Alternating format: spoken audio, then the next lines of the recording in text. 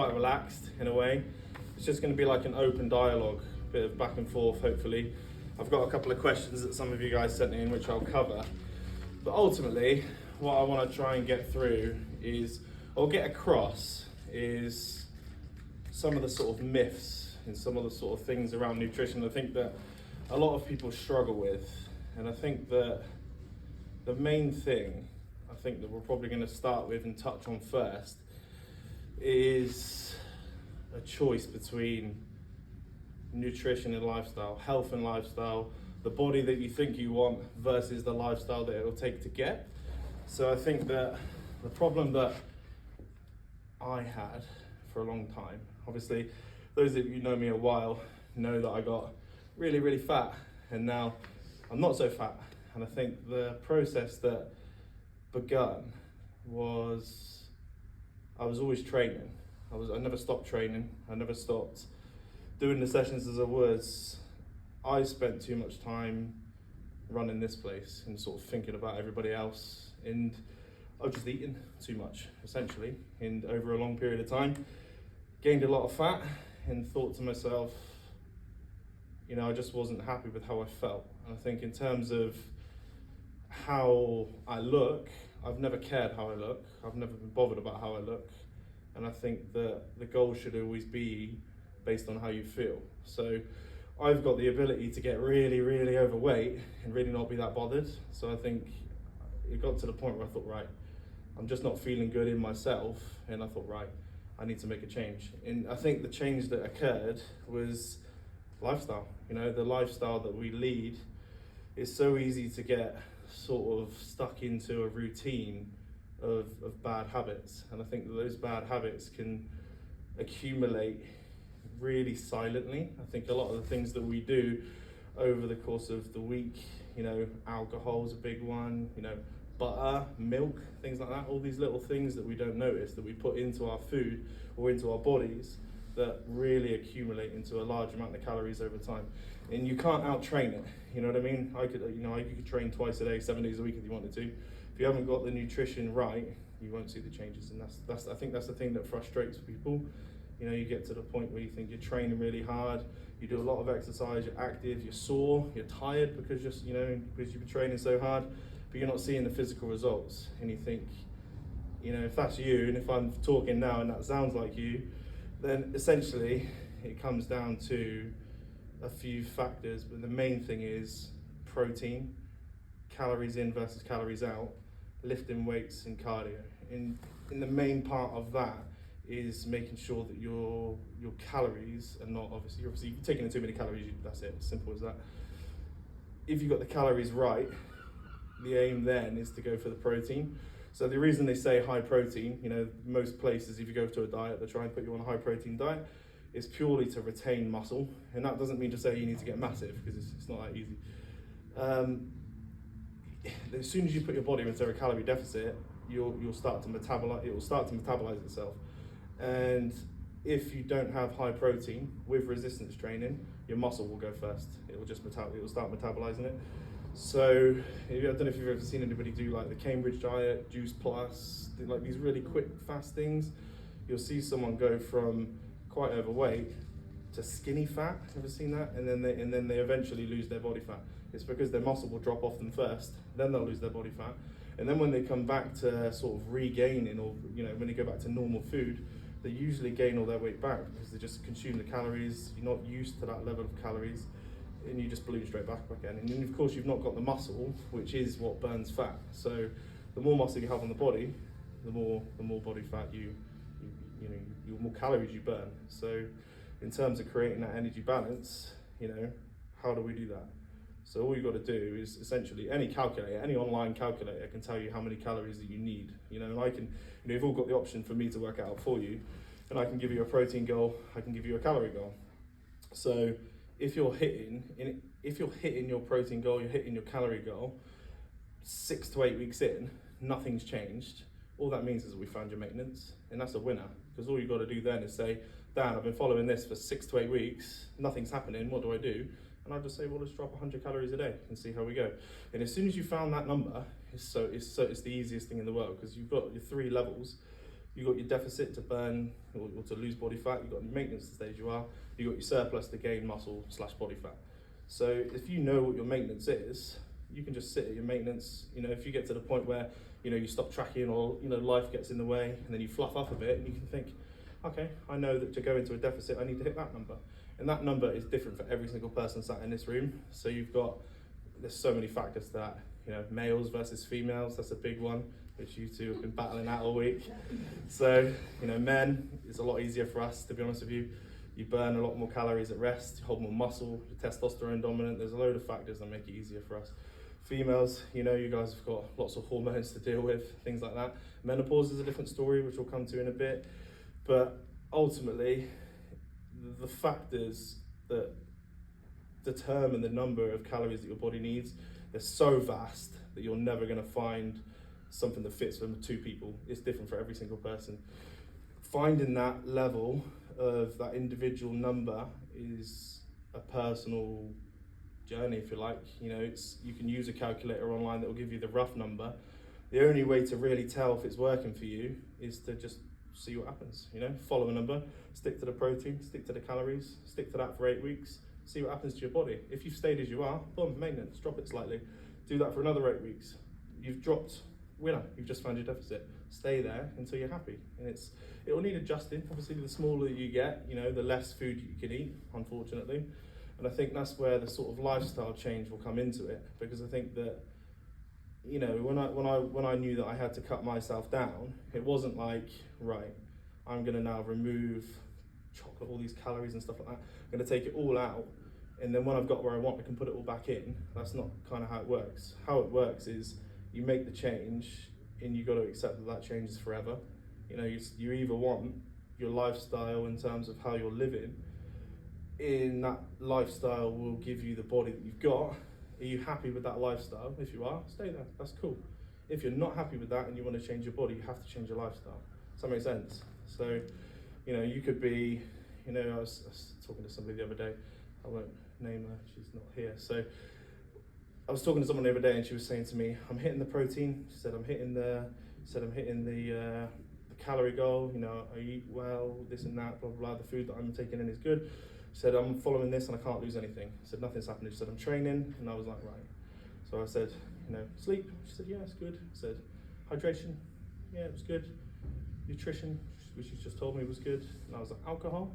And she was like, well, I do a bottle of wine a night. And I was like, well, there you go. And the thing is that followed was important, because what I said is that fine, you know, so you're telling me that what you want to do is reduce your body fat levels. What you need to do to get there is to take out the wine. In a first thought was, well, I don't want to. I was like, that's fine, that's totally cool, but just know that that's what you're choosing then. You're either choosing to change your body, or you're choosing to enjoy the lifestyle that you've got. And either way, it's cool. If that's what makes you happy, you know, see where it comes, it'll come back round to sort of what makes you happy, what makes you feel good, you know, what makes you energized, what makes you feel strong. If the lifestyle you're currently living leaves you feeling that way, it's cool. You know, you just gotta choose.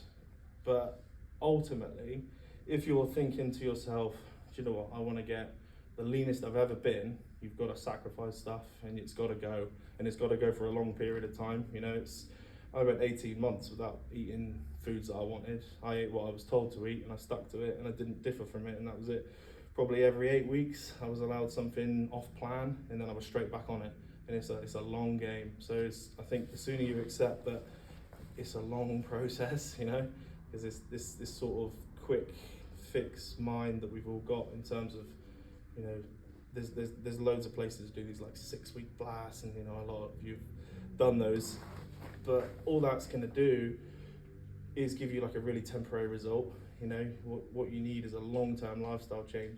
And somebody recently sent me an email and said, oh, you know, the incentives that we do here, I'd love to see them be more focused on fat loss. And I was like, well, it can be if you want it to be. I said, but the incentive isn't, what it isn't is an 8-week fat loss blast. What the incentive is the 8-week start of your long-term lifestyle change. You see what I'm saying?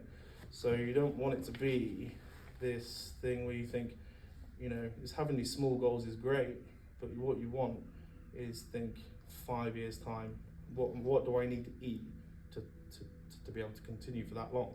You know, you have to like the food that you eat. You know, if you don't like it, you won't stick to it. We're all human at the end of the day. Simple as that. So how to you individually, what food do you need to eat for you to be able to stick to it? You know, something that you like, and that's going to be different for everybody in the room. So you shouldn't ever try and cut out things that you enjoy, unless you've got some sort of healthy emotional addiction to it. You know, for me, alcohol, chocolate, stuff like that, I can't have it because I'll eat it and I won't stop eating it, and I've got like some weird little food demon in me that will just continue eating until, you know, it's a thing that I know that I need to cut out. But I wouldn't recommend cutting out any food group unless you've got the similar issue to me. Then obviously do cut it out because it's not good for you. Binging and this and that is bad. So what you've got to think, you've got your goal, you've got the information you need to get there, which means calories, protein. What food are you going to eat to get there? Obviously hitting a protein target is difficult, and I know that was one of your questions. So if you were to put protein on your plate, what protein would you have? You know, someone shout protein sources at me. Chicken. Chicken. I was thinking that's gonna be chicken. Yeah. It's like my brain on the daily. That is chicken. Greek yogurt. Chicken, Greek yogurt. Yeah, Greek yogurt. Bit of protein powder in there. You got fish. You got steak. Anything like that. So if you were to put your protein on your plate, just put more of it on your plate, and then you get more protein. It's as simple as that. And I think I was talking to Russ about this recently, and there's like almost a misconception in terms of how much protein you can take in, because one chicken breast, I think, is like inbuilt into us is that's a portion, but there's no reason you can't do two, you know, and there's no reason you can't increase that volume of protein on your plate to increase your overall daily protein. You know, that's how I do it. I think that protein shakes and stuff are great, but only if you can't get it in through whole food. If you can, you know, if you just track a day of your food on MyFitnessPal or something, you get to the end of the day and you're 30 grams short of protein, whack in a shake. You physically can't eat any more protein, fine. Other than that, I wouldn't say to do it because it's a supplement at the end of the day. Your diet should always be based around whole foods. But if you're really struggling, that's the difference. Get a shake in. You can put different protein powders. You can put it in Greek yogurt. You can just drink it as a shake. You know, you can put it in porridge. You know, there's loads of different ways to sort of increase your protein. So if that fits into then your own individual, you know, let's say science experiment, because that's what it is. You got your food, so you've got your high protein, and then all you're going to do is build that with foods that you enjoy. So as long as you're getting your protein, fats, carbs shouldn't be removed. They should be in there, you know, because they've all got a role inside the body. But as long as your protein's in, you're hitting your calories, you can then make that plate or make that diet whatever you want it to be. And then all you need to do is adjust the numbers of it. So whether I use me as an example again, you know, if I'm at the moment I'm gaining weight, which is winner for me, lovely food. So I've not changed the foods that I'm eating, I'm just eating more of it, and it's all foods that I like. So when I was cutting and I was removing body fat, I'm eating exactly the same food as I was eating then. I'm just eating more of it because that's what I like. So it's, you know, see how it's individual in terms of what we try and do here is almost push it onto you guys to make the choices yourselves, because I could write everybody in here a food plan. You'd probably stick to it for about 6 weeks, 8 weeks, and then you'd be done with it. But what we want is for you to be able to not need us in a way and create it yourself and then take it forward long term. And then we're just there for guidance. So it's, you know, we can't tell anybody what their routine looks like, you know, what your lifestyle looks like, you know, and how important is the goal to you. You know, do you want to cut down so much body fat that you're really, really lean? The chances are you're not going to be that happy, you know, so it's like finding where you are in terms of your happiness scale and just having conversations with yourself and being like, right, how do I feel? Do I feel good? You know, we should all, you know, you should all feel confident in your body, but I don't believe that comes from what you look like. I don't believe that comes from what you weigh. I think that that's just a trap that we all get stuck in. You know, if you get on the scales, chances are you're not going to be happy. You're either thinking, oh God, you know, I've only lost 2 pounds, or you think, oh, I've put on 3 pounds, but you've just had a litre of water. So it's, you know, scales will never tell you, you know, truly what is really happening. You know, if you really want to track your progress, you want pictures, you want measurements, same room, same underwear, same lighting, once a week, and just have a look at what's happening. And if you're hitting your protein, you're hitting your calories, you're tracking your progress via pictures, and you're doing that over a long period of time, you will see changes. And if you don't, boom, maintenance. You know, if you see yourself going up, surplus, then you need to know those numbers to be able to control it, you know. And it's like, I know that there's a big misconception, or people don't like tracking calories and things like that, but if I was to say to you, I want you to run your household, I want you to do all of your finances, I want you to pay your bills, I want you to get paid into your bank for the job that you do, but you're never allowed to check your bank balance, how would you do that? You know, you have to check, you have to know the numbers, you know.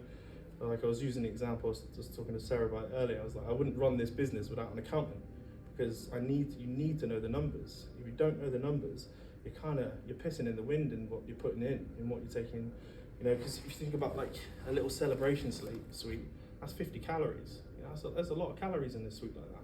And you do 5 of them, not thinking about it, and then you forget to track it later on, you track the rest of your food, you're 250 calories over, times that by 7, you know, that's a pound of fat you've gained in a week without even thinking about it. So you have to track, and it's difficult to do because it sucks, right? And nobody likes tracking food. It's one of those things, you're putting it into your MyFitnessPal every day, and you're like, oh, some days you forget, and then you think, oh, do you know what, I'm not going to bother. But what I would say to that is, obviously you've got your individual targets. Just go on to something like MyFitnessPal and make yourself a day. You know, you could do day A, day B, day C, and you could just go between those days. Just eat that until you get bored of it, and then go on and make another day. At least you know you're inside those targets, because like I said, you know, and if you go out for a meal, just track it, put it in, look ahead, you know, and you've got to be that meticulous. If your goal's that important to you, you have to be that meticulous. You can't just be like, right, Monday to Friday, I'm bang on it, I've been great this week, I've trained, I've hit all my sessions, weekend I can do what I want. You can't. If your goal is that important to you, it depends what you want. Now, if you're thinking to yourself, do you know what, that's what I like doing, that's cool as well. You know, it's just knowing that my goal is here, and my goal is to be lean or to lose body fat or whatever. You have to account for every single second of every day, you know, otherwise you won't get that. And you go round and round in circles, you'll be frustrated, you'll be wondering what's going on, but you have to be accountable. You really have got to be on top of tracking those numbers. And there's no way around it. And I think that's probably the biggest thing that I wanted to get across is weekends. Weekends are a nightmare. But weekends are a nightmare because often people lose their routine at the weekends. You go, you know, Monday to Friday, you've got work, you've got this, you've got that, you've got responsibilities, you've got the gym. You know, as soon as you hit the weekend, it's almost like boom, you're into the ether. You've got this going, you've got that coming, you've got friends coming down, you've got this going on. It doesn't mean to say that you can't enjoy these things. You don't need alcohol and food to enjoy seeing your friends. You don't need stuff like that. And I think that saying no to it initially is hard, you know, because you sort of feel like you're missing out. And really, you know, you just got to think about how important your goal is to you. You know, I think there's hundreds of times where I was sort of going through the process, and I remember meeting my mum. We went out for a meal, and she was just manking. My mum's a feeder as well, so probably why I got so fat when I was younger. Thanks, mum. But you know, she was really quite funny with me because I wasn't eating food. You know, we went to meet, and I sat there. I can't remember when it was. It was around an occasion, and she was like, "Oh, you're not just gonna have something?" I said, "No, Mum, I'm just eating. It's fine." And she's like, "Oh, but you can have something. Just have this. You know, just have one." I was like, "Mum, that's enough." I was like, "I'm alright. I'm fine." And she's like, "Oh, you're just gonna have a dessert, though, aren't you? You're gonna have this." And I was like, and you know, at first I was getting frustrated, but you know, because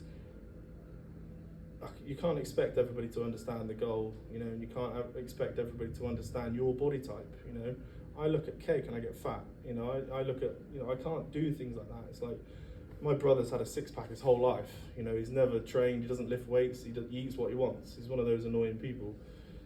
You know, that isn't me.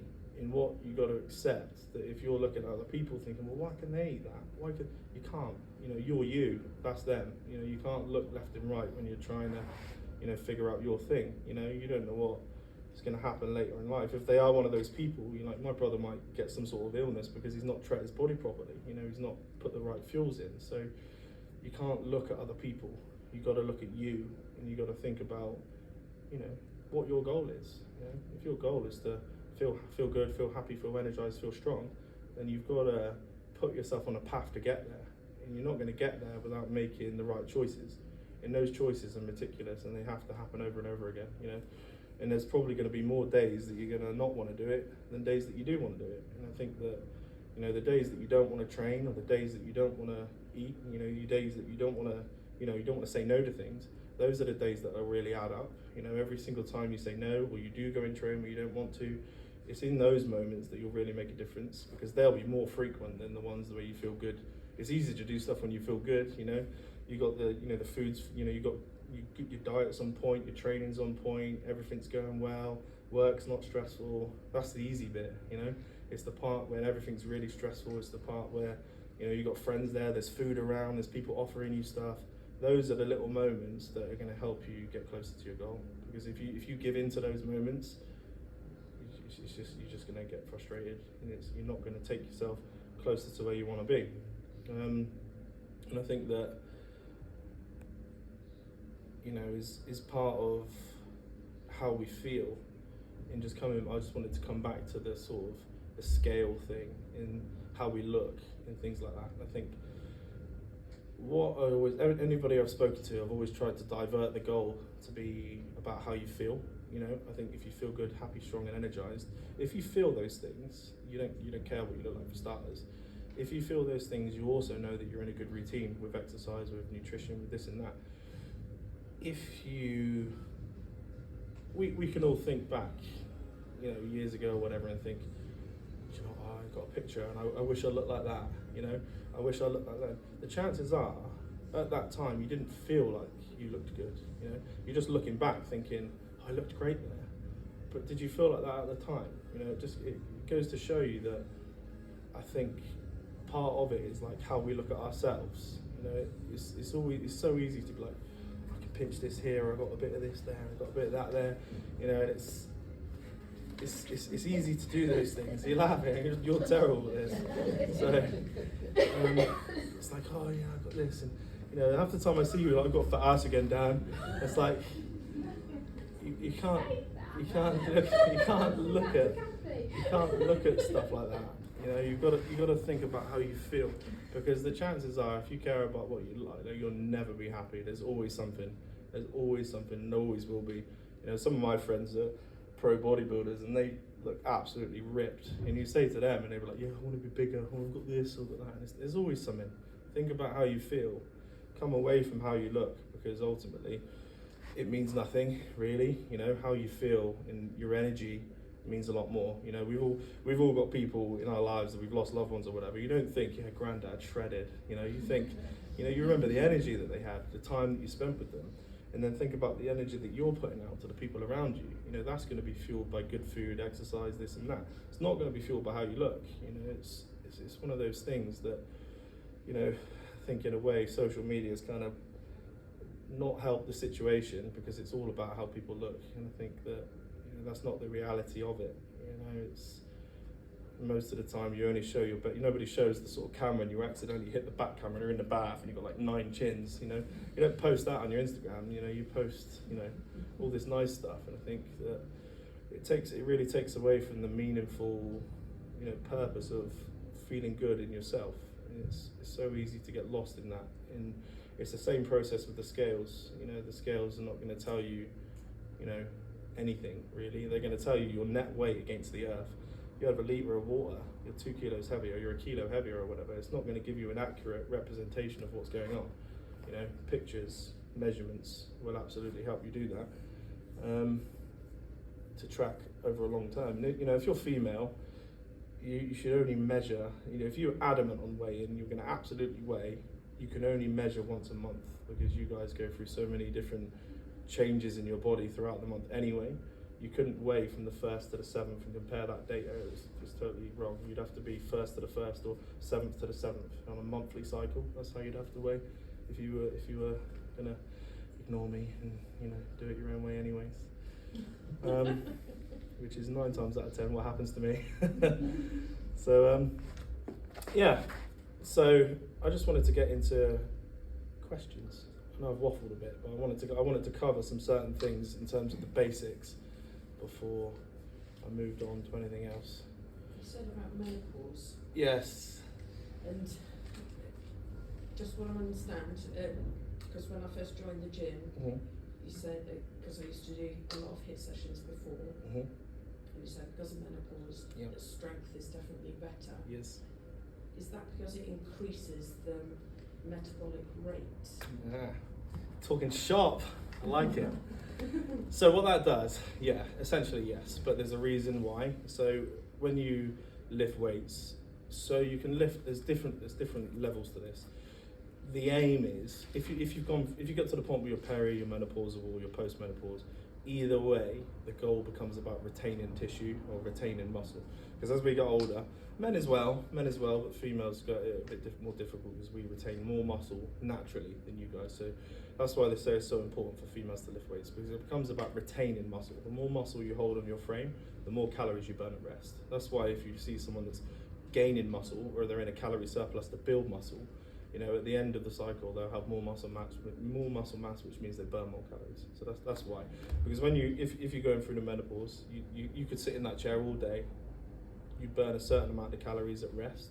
So as soon as you go through the menopause, that just drops. You know, there's nothing you can do about it. And I think that's why a lot of females get frustrated, you know, because you don't change your routine. You know, you're doing everything the same, you're eating the same as you were, and you start gaining weight. And you sort of get to the point where you don't understand what's happening, and it's just your metabolic rate, I can't say that word, metabolic rate starts to drop. Lifting weights is the only thing you can do to slightly negate that, as well as move a little bit more, eat a little bit less, and just continue lifting weights for as long as you possibly can. That's so important. Menopausal stuff, it's difficult, but if any of you are going through that process at the moment and you're not lifting weights, I'd highly recommend lifting weights. You don't need cardio, really. Cardio will look after your heart and lungs. In terms of changing your body, cardio looks after your heart and lungs. It does nothing for fat loss. Exercise isn't for fat loss. You know, this is something I wanted to get to as well. Exercise is to look after your body. You know, you've got weights to look after your muscles, you've got cardio to look after your heart and lungs. Changing your calories is for fat loss. Exercise is like servicing your car. You know, you've got to look after your body, keeping it strong, keeping it healthy. You know, a little bit of jumpy impact stuff, good for the bones and stuff, lifting weights, get the heart pumping, things like that. And then it's just about variety. So downstairs is just, this is why we do so many different sessions, just keeping it different. Get your heart rate up down here, burn calories.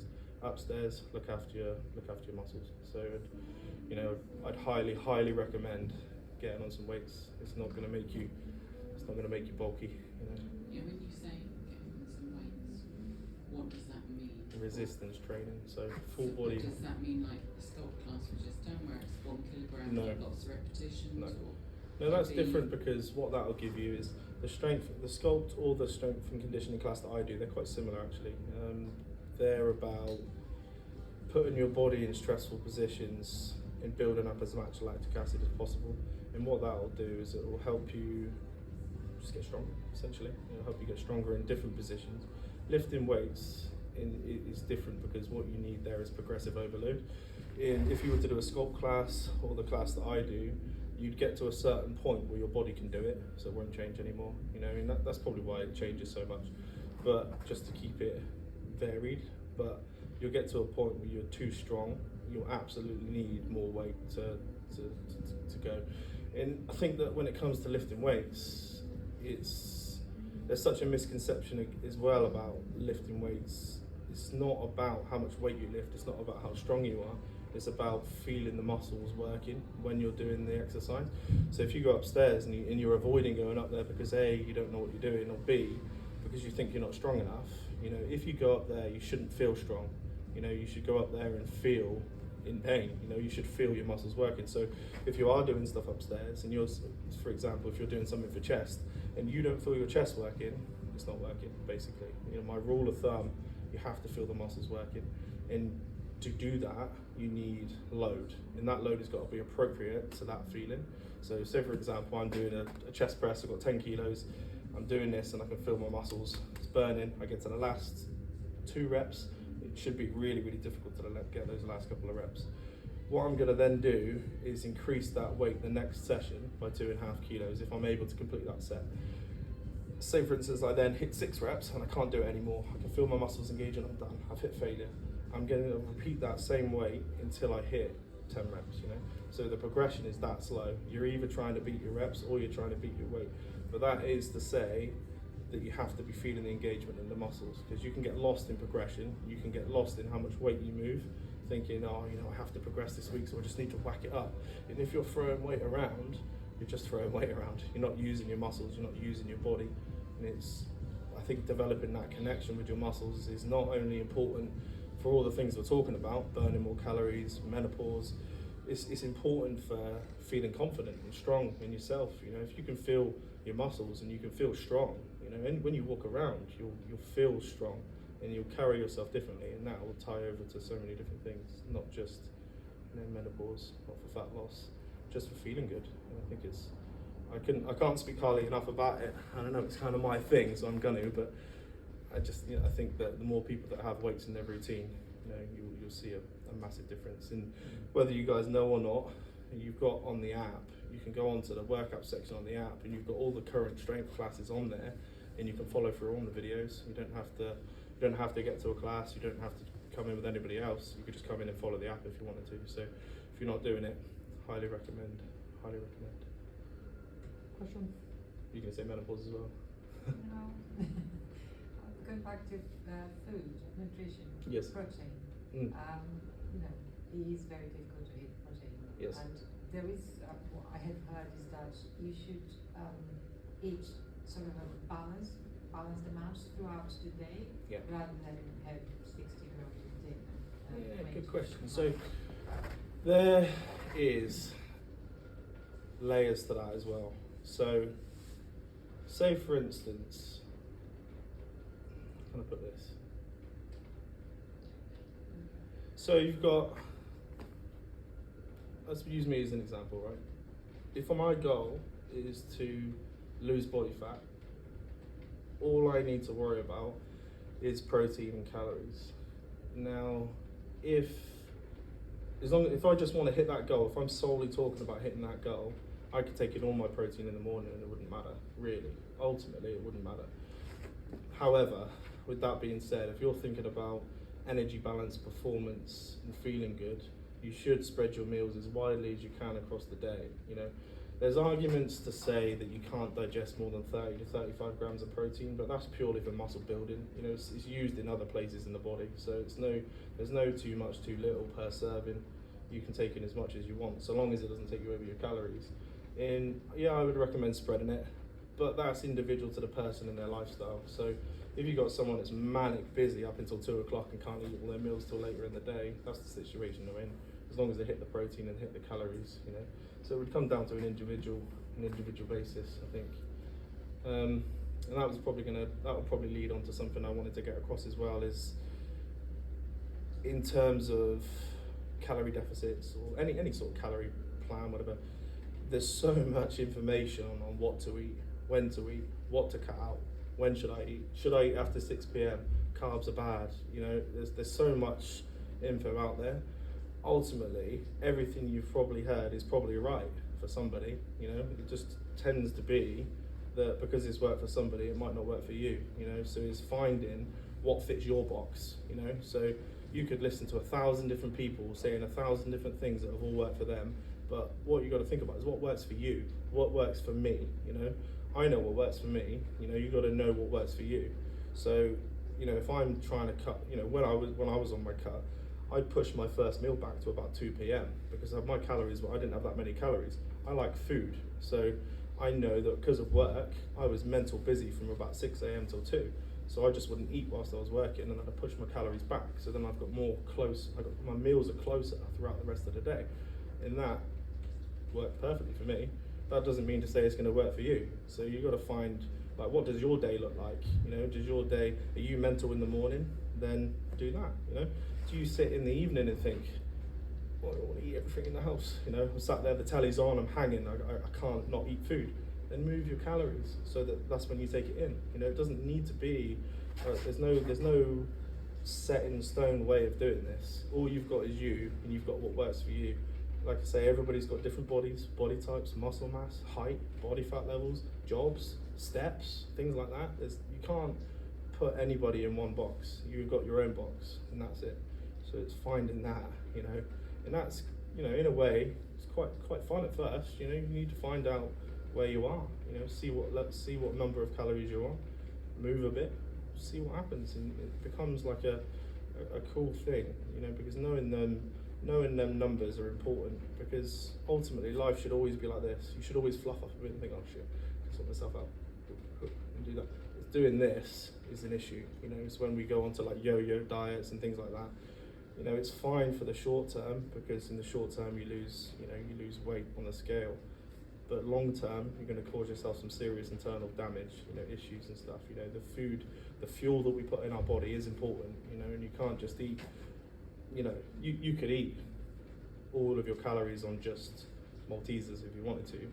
You wouldn't feel good, and the performance of your body would not be good. You know, you've got to think about, you know, you wouldn't put crap fuel in your car and expect it to perform the same, you know. And I think it's the type of food that you take in should always be good quality whole foods, you know.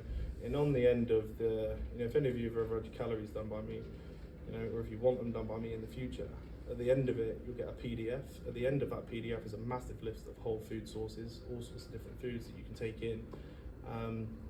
You would just have to obviously know the grams individual to you, which brings me to weighing your food. Anybody do that now, currently? Yeah. You do? Cool. Oh, that's nice. Yeah, I'll do, because Nice. I'm type 2 diabetic, so I actually... Yeah, weigh it all, yeah. Yeah. I thought everyone's gonna be like, no, don't do that. Cool, that's a good thing. So weighing your food is important as well, because you can't guesstimate the calories in your food, you just can't. So it's not any different to putting the bowl on the side to putting the bowl on the scale, to be honest with you. Just have some kitchen scales to hand. You know, I've got some upstairs, I've got some at home. So when I'm doing my food, I just put it on the scale, click it, whack the food in, and I know exactly what I've got. And there's no guesswork. You know, you can't mess around with, you know, again, the numbers. You know, it's about knowing how much money you've got in the bank, how much your bills are going to cost you, how much you've got coming in.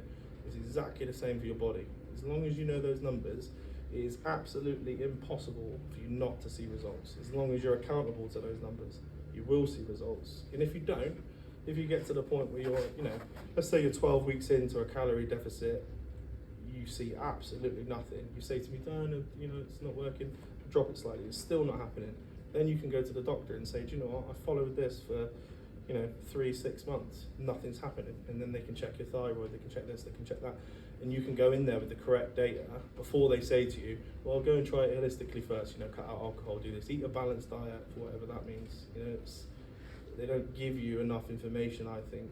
They don't tell you much about a calorie deficit, they don't tell you about protein, they just say, yeah, eat balanced, do some exercise. But you could do all the exercise in the world, it doesn't make any difference. You know, you'll be fitter and stronger, sure, but you won't change your body physically, you know, visually, you won't change anything without the calories pointing towards the goal. I think that's where a lot of us get lost. That's where I certainly got lost, and it was my job, you know. I got so lost in it. I got so worried about running this place and making sure you look all right. I just forgot about me. And I think that's fine, you know. But at some point you've got to think, right, I got to do it for me because I want to feel good, you know. So ultimately you got to look after number one. You're the one that's got to do it all, you know. So that's where we're at. What do you do with the calories that you burn? Good question. Well, I would take into account a training day and a non-training day. So I'd have a certain amount of calories on a training day, and I'd have a certain amount of calories on a non-training day, and then forget about that. That's what I would do, because it just takes away all the, because what you don't want to do is re-eat all the calories that you've burnt, because you can get, that can be really confusing if you think too much about that, because you think, yeah, MyFitnessPal, especially if you're linked to a MyZone. You know, and if you've got a MyZone as well, by the way, when you finish your workout, you can take off at least 150 calories from what you've burnt, because it accumulates for time worn as well, just so you know. So, yeah, the calories that you burn, I would ignore them in that respect. You know, I would just have a day, training day, you should eat more calories, probably an extra 250, depending on what you do. For a class, extra 250 for training. If you're like a marathon runner, you obviously need a lot more than that. So that would be individual. But yeah, training day calories, non-training day calories, the protein would stay the same. And you would just change the level of carbohydrates on a training day versus non-training day. More carbs on a training day, less on a non-training day. So it just means on a training day you eat less, which is why I train as much as I can so I can eat more food. It's a winner. If you're a type 2 diabetic, then Yes. you don't eat a lot of carbs. Yeah, you'll have to monitor the carbs, because you do your blood the sugar glucose. and You do your blood glucose and stuff. yeah. Because you can still take in carbohydrates. You just Yeah, have you to take can, in but like you have to You'd have to take in complex carbs like certain foods carry more than. wholemeal bread, brown rice, things like that. It's better Yeah. for you. But that you can reduce, you can reverse that. Yeah. It can be reversed. Just through it's for food. It's all through food. Food will control it. And I kind of wanted to get into hydration. How many of you drink 2 litres of water a day minimum? Hydration's a big one. In terms of energy levels. If you think about, we're going on to like the minute details. Ultimately, if you want to, so I'm going to sidestep slightly. Ultimately, if you want to change your body, protein, calories, what comes behind that is how you feel in terms of your performance. So if you're taking enough water, you're obviously going to have a lot more energy. Like, we all know this. Making sure that you have enough water is going to help increase your blood volume. More blood volume you've got, more oxygen you get to your muscles, more harder you can train, the more muscle you build, the more calories you burn. So it will all link back into each other. So if you can get in good amount of water, hit in your protein, hit your calories, then the performance of your training, you should always be training here as hard as you possibly can, or outside of here, or wherever you go.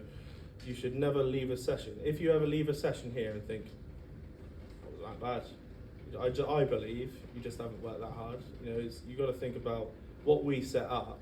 I don't know, I try and remove all opportunity to hide, but any session that you have, you should be working as hard as you possibly can in that session.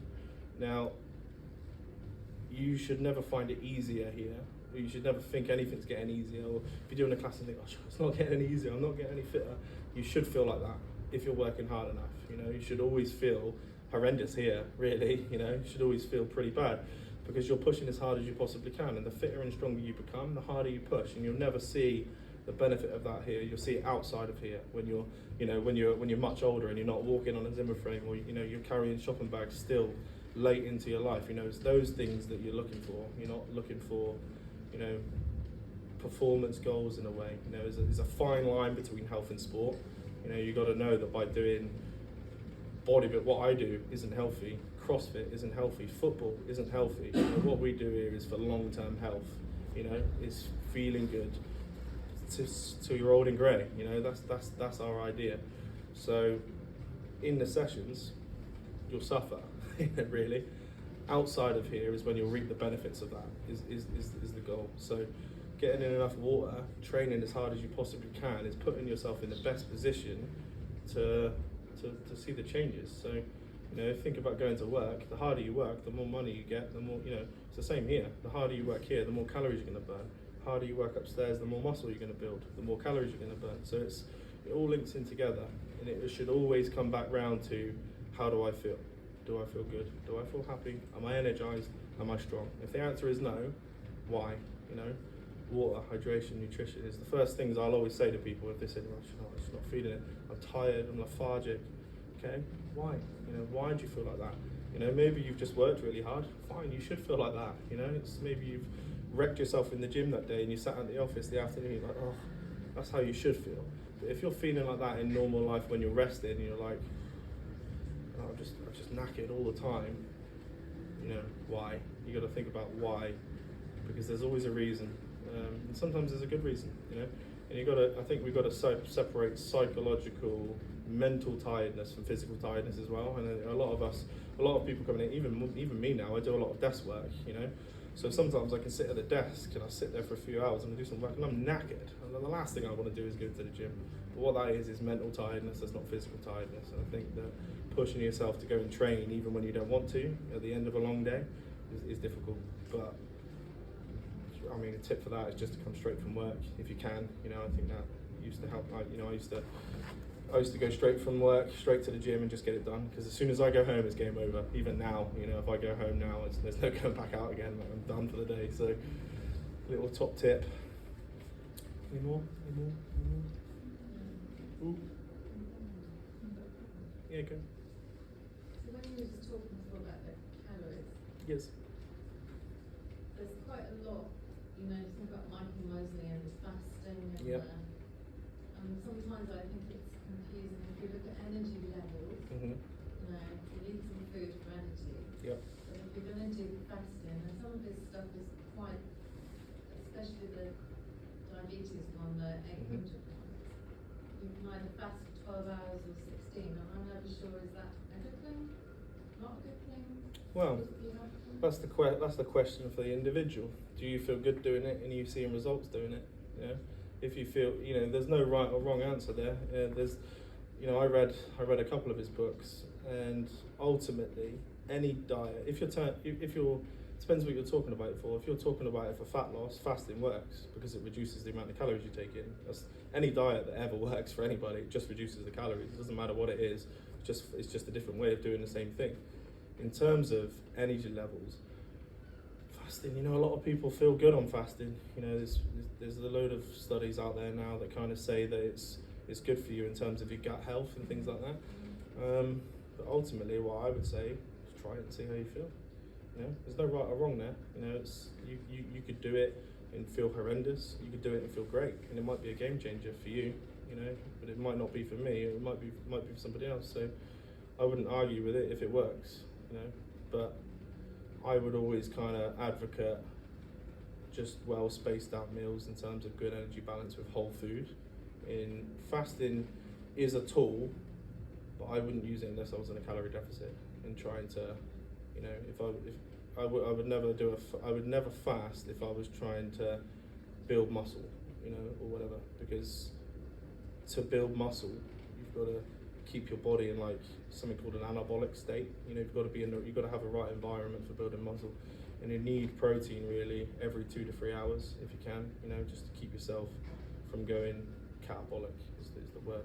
It's a bit.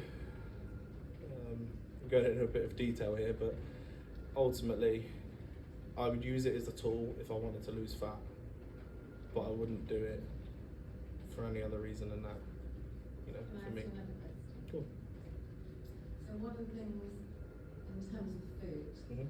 and certainly now with ultra processed, Yes. which is really a challenge. Yes. So things like yogurt, Yeah. pure yogurt, no additives, Mhm. high protein count. So I think that's a good thing. Now Yeah. the question is, full fat, low fat. Full fat, not processed. Low fat, processed. And I get, and also the thing about full fat keeping you fuller for longer. Yes. Therefore you eat less. But if you want to lose fat, Yeah. should you have the low fat, which ultimately is ultra processed. And then you go, I don't know which way to go. This comes in there's two levels to that question. First one is, what's the goal? Because if the goal is feeling good, you'd go for the full fat one, because fats were demonized throughout the 90s or whatever, because the only reason they were demonized is because you've got carbohydrates, you've got protein, and you've got fat, so your main 3 macros, right? Carbs and protein are both worth 4 calories per gram. Fats is worth 9, so it's just more calorie dense. That's the only reason why they were picked on, because the more fat you eat, the more calories you consume. So if people thought by taking out fat that they were just going to save people a load of calories, but it didn't.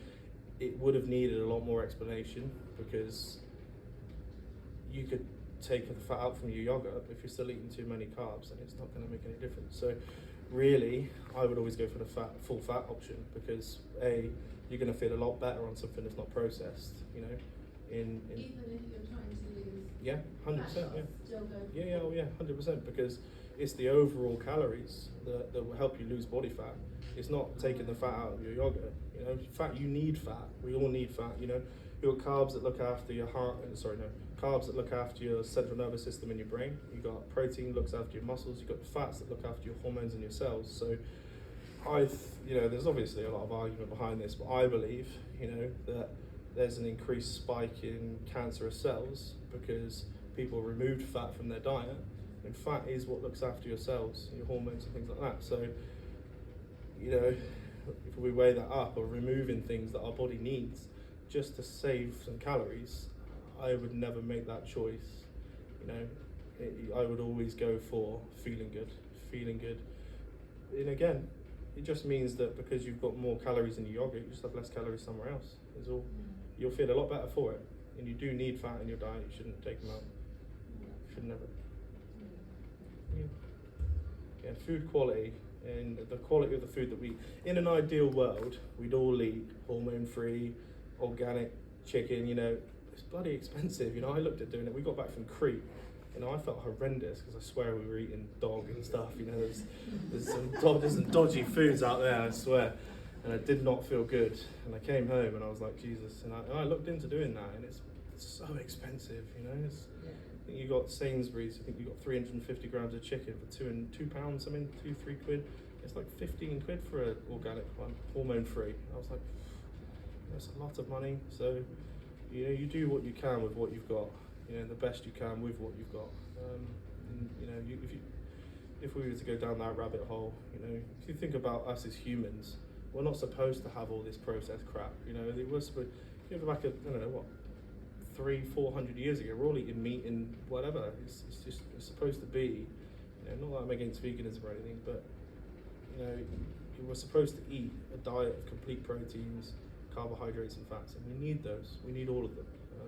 You just need to control the calorie amounts of them to see the change in your body.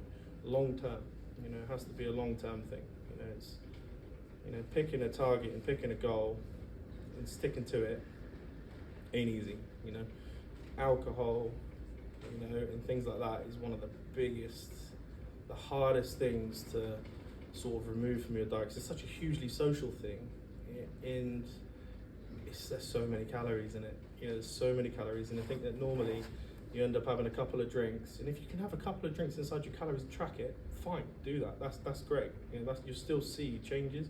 You'll have to eat a hell of a lot less food to get there. So for me, it's not worth it because I like food. But if you want to drink, you have to track what you're drinking and keep it inside your calories and stick to it. You know, because otherwise you won't see the changes. But the trouble is the more we drink, the more our inhibitions sort of get worse. You feel like shit the next day. You eat loads of crap because you feel like shit, and it's just a whole cycle of, you know, what do you enjoy more? You know, do you want to live the lifestyle where you're a lot leaner but give up alcohol? Is that going to make you happy? If yes, then do it. If not, then no. There's nothing wrong with it. But you've got to accept that's the body you're in whilst you're doing that. So it becomes about choices in terms of what we want and how happy we are. You know, do we feel good, happy, strong, and energized? I always come back to those 4 things, because if you feel that way, you don't need to change anything. You know, you're happy, you feel good, you're energy. You can't ask for more than that. You know, it's you know, the days of, you know, I just don't think, if you ever to get to the point where we think we want to get half the time, you know, I cut myself down to the point where I had a 6-pack recently. I didn't even think I had one under there. I was so unhappy. I was like, Jesus Christ, I feel awful. And I sort of said to my coach, and he just gave me loads of food, and the 6-pack went away. I was a lot happier. I was like, you know, so it's just got to think about what it is that you want for you. You know, what does your life need to look like? You know, so although this is a nutrition talk, it really comes around to the whole thing of happy, strong, energized. And there's so many more factors to that than calories and protein and what we put in. There's so much more to that, you know, and it needs to be something that I think needs more light, really. It just doesn't get understood as well. You know, there's so many psychological issues around food. There's so many things that, you know, gets, you know, like all sorts of things, food addictions, this and that. You know, I've struggled with all sorts of stuff through my life around food. You know, it's one of those things, and there's nobody out there really that kind of knows much about it. So it's, you know, I just think that when I sit to talk to someone about it one-to-one, I keep asking why until we find out what the answer is. You know, I can't stop eating this. Okay, why? You know, it's because of this, and it could link back to something all the way in your childhood where you're emotional eating. You know, you got to attack that. And same with alcohol, same with anything. You know, why are you drinking so much? You know, look at yourself. Why? You know, it's difficult to sit there and think to yourself. You know, look within and say, right, why am I doing this? Are you doing it because you like it? Chances are probably not. You know, do you like overeating? Do you like drinking loads of alcohol and feeling like shit? If you do, fine, good. That's part of your lifestyle. Enjoy it. But if you don't, why? You got to look in and you got to figure out why, because it's absolutely pointless trying to stick to protein and calories for a long time without sorting that out first, because you'll need to sort the root of the problem before you go any further with it. You know, and it's I think that's important. 100%. Not necessarily now, but could you put together just No. an example of a day of eating, just to Yeah. try it? I can do, yeah. Why? Well, I asked you the question about the colour, the proteins, Yeah. because it's very difficult to get a breakfast very full of protein, and I can't eat chicken for breakfast, so, you know. Yeah, I see what you say. Greek yogurt, protein powder, eggs, omelets. Yeah, Egg I think whites? that's Protein I think pancakes the are protein good. powder really, because I don't like the Yeah, yeah. I do have it because sometimes I Yeah. have a headache, because like you said, you Yeah. forget at the end of the day to take it off. Yeah, that's the trouble with writing out a day of food. I could write out an example and post it on the group, but I think that it would vary so much for people. Like, you know, you could take into account, are you seriously busy in the morning? Protein shake might be the only thing you can get in. Boom, get that in.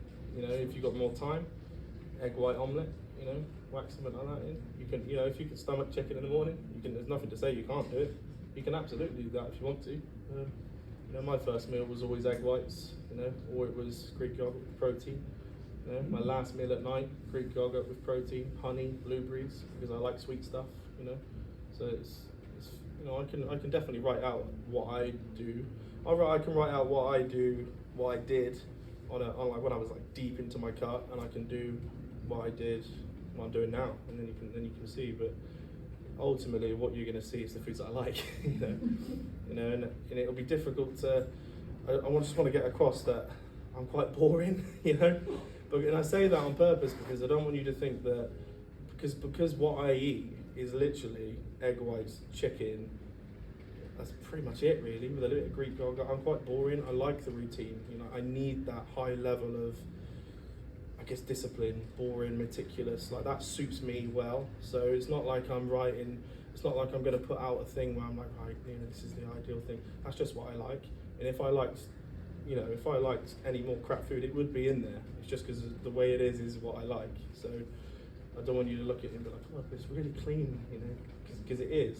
But that's how I like it, because I have a personal issue with food. I can't let myself off the wagon. If I go off the wagon, I'm off the wagon. And if I'm off the wagon, there's no stopping me being off the wagon. So I have to be really, really strict and disciplined. And that is part of what makes me happy. You know, I'm much happier cutting out all the chocolate, all the alcohol, all of this stuff. Makes me much happier doing that than it does having it in. So that's my choice. So if I do it and you see it, that's why it's plain and it's boring and it's the way I've chosen to do it. But it's not to say that it's the right way. It's to say that that's the way I found for me. So, you know, if you're making your day, if you leave here and you go and plan your day, put in stuff that you like. Don't just put in stuff, you know, you should be happy. If you write down a week of your food, you should be happy eating that for the rest of your life. You think, you know what, I could just eat that. That's me. That's how it needs to be. Otherwise, it won't be sustainable, and we won't stick to it. You know, it's as simple as that. Why don't you have the egg yolks? Why don't I have the egg yolks? Because they're higher in calories. That's the only reason. Purely for Purely for that. that. Not That's the only reason. because of the- I get my they're fat higher in source. fat, aren't they, Yeah, higher in fat, so they're higher in calories. So I can eat more.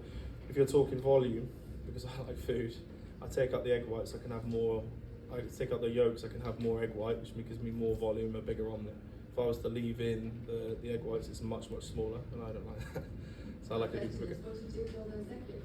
I just buy pure egg whites. I buy it in a bottle. Oh, right, Yeah, really? egg whites in a bottle. You do it in Sainsbury's, or it's probably better on Amazon, to be honest. You can buy like massive things. They're not even that expensive, but egg whites, they're lush. Is that not ultra processed though, then? No, I buy the free range organic stuff. Yeah. And it just comes as egg white? Just egg whites, yeah. And I don't do anything to it to keep it? Don't know. It's got a very long life. Yeah, it's got long life. A bit lumpy, to be fair. Don't drink it straight out of the bottle. It's a bit snotty.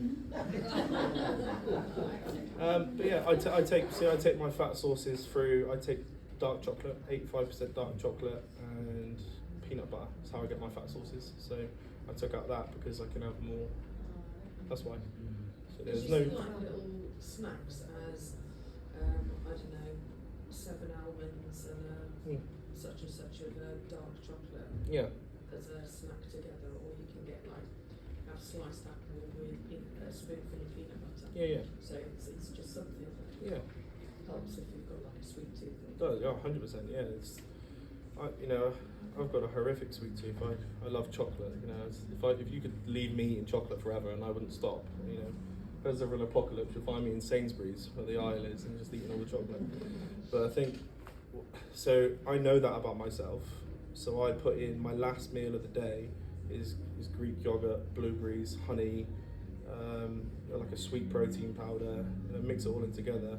And it's like my little sweet fix. And I do that every single day. You know, it's in my calories. It's high protein, and I like it. You know, so that's the key point.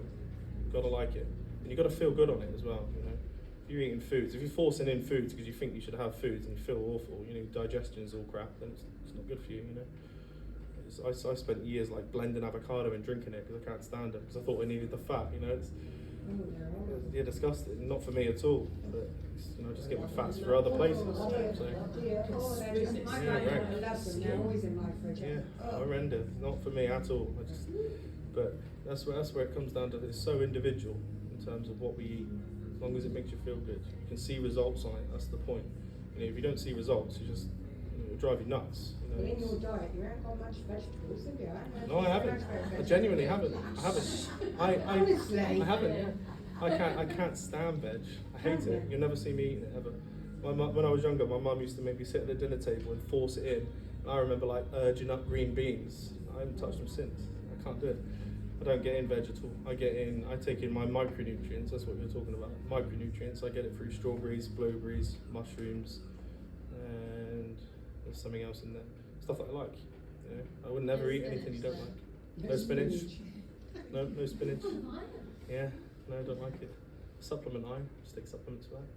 That's supplements. You just got to go by what you feel. You know, do you feel good? And if you're not feeling good, what do you need to add in? You know, good multivitamin, probably creatine. Highly recommend it for everyone, not just for muscle but for cognitive function. I'd say. You know, those two. Protein powder if you absolutely have to. But other than that, most supplements are just money's in it. It's not really worth it. I stay away a lot with work. Yes. So I eat breakfasts in hotels, Yeah. dinners in hotels, nights out for restaurants, Yeah. things like that. And I track my, like I'm boring for breakfast as well. I have the Yeah, same thing. I have 250 grams of high-grated yogurt, a Nice. sprinkle of stevia, a sprinkle of cinnamon, and then half a grated apple is my Nice. thing. And I actually quite like that, and that's always set. And then I get really put out when I can't have that for breakfast at the hotel. Yeah. Obviously, there's like loads of really nice things, Yeah, and for like sure. Eggs Benedict is amazing. Yeah. But that's way out, and I never know what to eat because there's nothing really. Even when the nicest buffets, I struggle to find anything that's vaguely high protein Yes. that isn't fried. Yeah, that's a Or, difficult like, one. I don't know. I just really struggle. And then for dinners as well, and you can't gauge the calories. I can't. Yeah. I have no idea what to do. Have you got any tips on that? Ask them to make them on. Yeah, I mean, what? I don't want to know why. That's what I would do. I don't want cheese. There's two things I would do. Both would require a bit of effort, more one than the other. Okay. You know, you could either pre-prep your food. You know. I have done that before, like I did used to do it when I was, because I wanted my money back. Yeah, sure, yeah. So I was taking Yeah. massive loads of yogurt because it's the easiest thing, or Yeah. making the muffin things. Yeah. It just depends if I'm having clients or not. That's what I want to do for Yes. breakfast. 100%. So you kind of do, you want to blend in and not look at Do. like out of place. You do, but I think that if that was me, I would just be upfront and I would say, "This is what I'm doing." Yeah, I mean last time I Yeah. did it was like, okay, I paid this much money, I want the money. Yeah. And then they're like, oh yeah, fair enough. Like, Because that's- fine. But it just, I don't know, you just had to make a joke out of it. Because it's your goal, right? There's nothing more important than what your goal is. You know? How would you do your dinners? That I can't do my own dinner. Well, I would speak to the places where you're going, and I would say, "This is what I need." If they can't, most places are really good. You know, worst case scenario, So I would. it's like meat and like protein and veg. Yeah. I'm veg. I hate salad. I'm not really good with salad. But No, I don't like salad either. I wouldn't do salad. Protein, veg. You can eat any food as long as you're hitting your protein and you're in your calories. So, if that was me, I'd have a look at their menu and I would figure out what meats they've got on their menu, and I would just say to the person that's come over and say, "Can you make this for me?" And normally they say yes. You know, I it's mean, is the picture of my fitness any good? And guessing, I haven't really used it. Trying to. the trouble is with You haven't weighed it or done anything. It's really hard to. that is pretty difficult to be honest. And if that was me, I wouldn't eat just what I would do personally. I would eat after, or I would eat before. I would pre-eat. You know, I'd find like somewhere I could make some food. I would eat before I go, and then Maybe like business dinners. yeah, it's a goal though. Selling stuff. It's a goal though, isn't it? So you got to build a rapport. Yeah, you do, but It's really hard. it's a goal. I just really struggle. Like next week I'm away Tuesday to Friday night. Yeah. I won't get home till really late Friday, and I go Tuesday morning. And I've only just come back from being away for 8 days, and I'm Yeah. home for a few days. I was away again. Like, It's routine, isn't it? It's really struggle with it. It's really difficult being out of routine. I think you know when Yeah, you when when I'm you home, I can do it. yeah. I just can't. I really struggle with it. That's a tough one because what I would do is obviously what you're going to do is going to be different. But if that was me, you know, I would choose my goal over work in that respect. And it's easy for me to say, but I would just say to them, look, I'm doing this because it's my goal. It's what I'm doing. You know, most people understand. Yeah, I think. So on that one, similar, I sometimes use the excuse of food intolerance, and then you find a restaurant will be a bit more than Okay. Yeah, fair one. Just say you can only eat 250 grams of chicken breast. Yeah. And that's it. Yeah. I went to. I think it's probably worthwhile, like, just saying I don't want any sauces, can I just have the meat and the thing? Yeah. Yeah. I went out recently. It's not the same thing, but I went out recently and with a group of friends, and we went to supposed to go to Nando's, and we ended up going somewhere else. When I went to ASK, and I just went in and said, can you do this chicken breast? And they said no. I said fine, I won't eat. And I sat there and not ate. And everyone else was eating. And I said, but that's what's important to me is my goal. It's it gets to a point where people will understand. And it's difficult, I suppose, if you're seeing different people all the time. Yeah.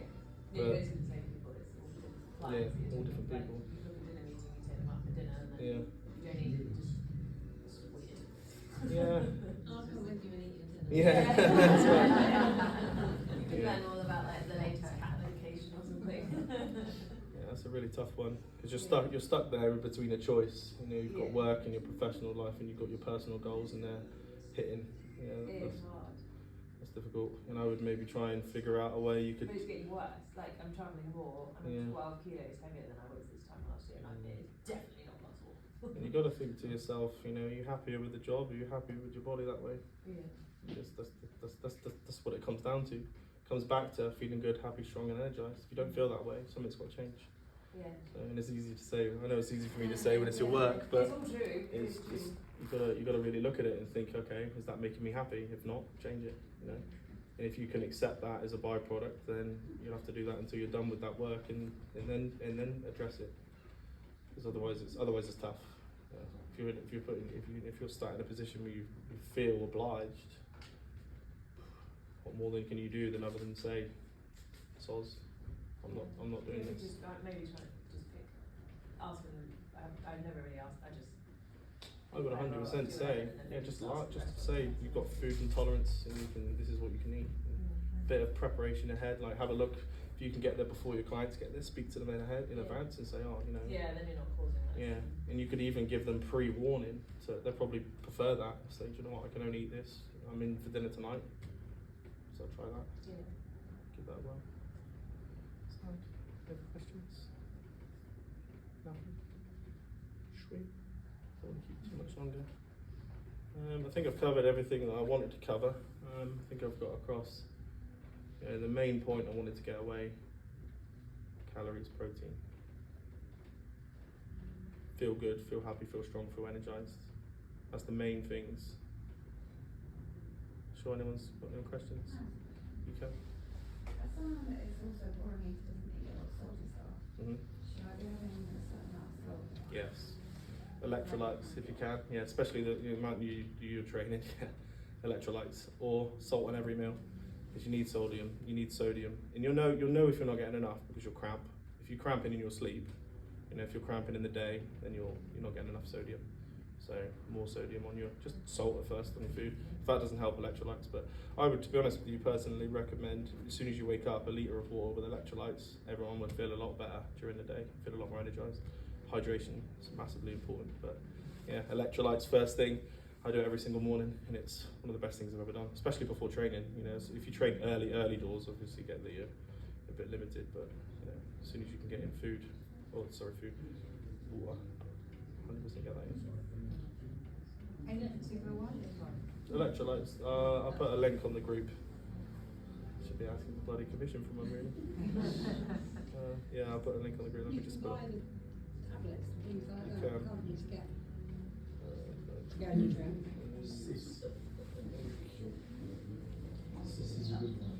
Go on, you go. Others, it was the same thing, I was like the electrolytes, so they can get like the fizzy tablets that you put in the water, that sort of Yeah, thing. those or to be honest with you, I go with one I trust. I just go powder. Okay. Just a couple of scoops of powder, or if you're rushed for time, just snort it. You know.